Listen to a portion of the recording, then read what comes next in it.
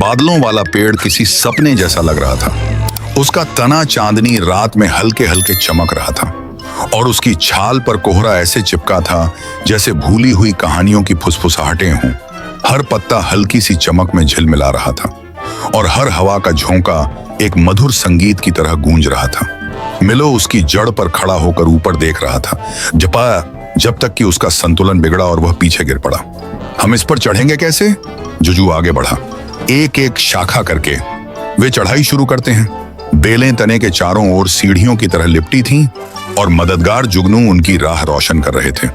जैसे जैसे वे ऊपर चढ़ते गए, जंगल की आवाजें फीकी पड़ती गईं, हवा पतली होती गई, बादल और घने होते गए। आखिरकार वे मोटी शाखाओं से बने एक चौड़े कोहरे से लिपटे हुए मंच तक पहुंच गए और फिर उन्होंने उन्हें देखा।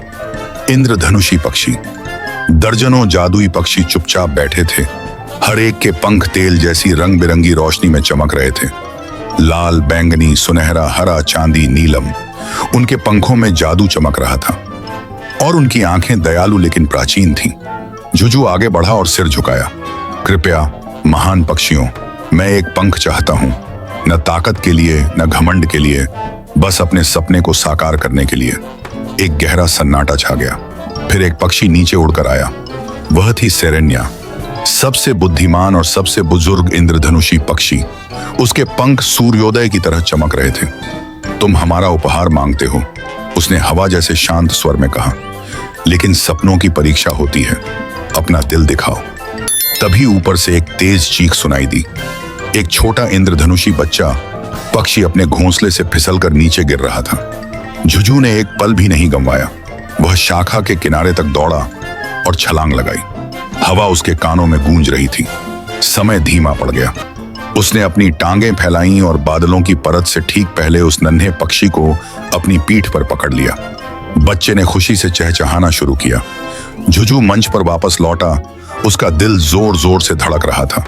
इंद्रधनुषी पक्षियों ने गाना शुरू किया, ऐसा सुर जो कभी किसी ने नहीं सुना था। साहस, दया और विश्वास का गीत। सेरेन्या फिर से नीचे उतरी।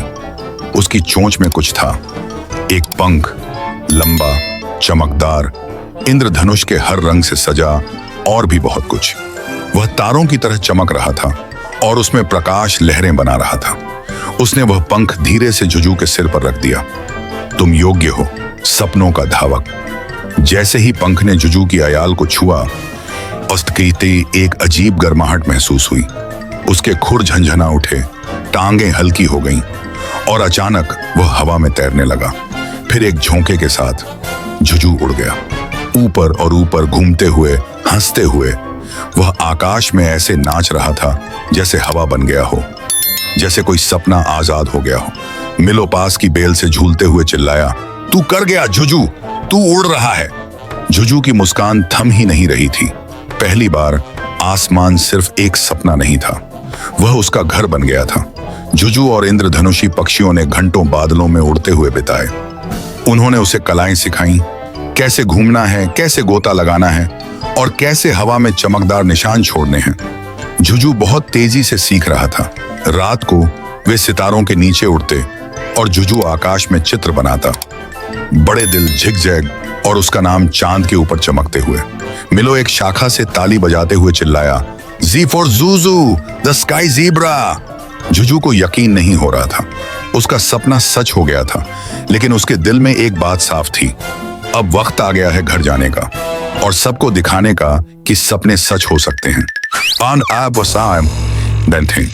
अगर आपको हमारी कार्टून कहानी पसंद आई हो तो हमारे चैनल को सब्सक्राइब करें और बेल आइकन को दबाएं ताकि हर आने वाली कार्टून कहानी सबसे पहले आप तक पहुंच सके। थैंक्स।